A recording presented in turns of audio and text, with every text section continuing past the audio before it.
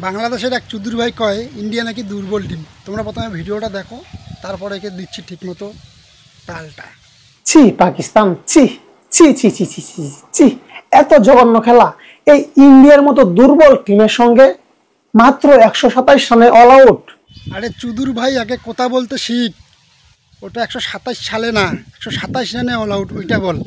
চুদুর ভাই কথা বলতে শিখে নাই, আবার ইন্ডিয়াকে নিয়ে কথা বলতে আসছে। অভিনন্দন টিম ইন্ডিয়া, অবশেষে পাকিস্তানকে লজ্জিতভাবে হারিয়ে 2025 এশিয়া কাপের ম্যাচ জিতে গেল শক্তিশালী টিম ইন্ডিয়া। দেখো কি দোগলা চোদা মাল, এখনই বলতেছে ইন্ডিয়া দুর্বল টিম, এখন আবার শক্তিশালী গেল। এদের কি বলবো, আর দোগলা চোদা মাল, এগুলোকে বলার কোনো ভাষা নেই, কোনো ফায়দা নাই। অনেক ভাবছিলাম যে ইন্ডিয়াকে হারিয়ে বাংলাদেশ এশিয়া কাপের ফাইনাল খেলবে, কিন্তু চুদুর ভাই কয় কি ইন্ডিয়াকে হারিয়ে নাকি ওরা বলে এশিয়া কাপ ফাইনাল খেলবে।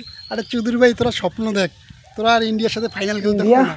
সত্যি খুবই স্ট্রং, খুবই মজবুত, শক্তিশালী ইন্ডিয়া। এই ইন্ডিয়ার সঙ্গে বাংলাদেশ এশিয়া কাপের ফাইনাল খেলা কোনোভাবেই সম্ভব না। শুধু বাংলাদেশ না, পাকিস্তানেরও সম্ভব না। তাহলে মেনে নিলি তো যে ইন্ডিয়াকে হারানো সম্ভব না।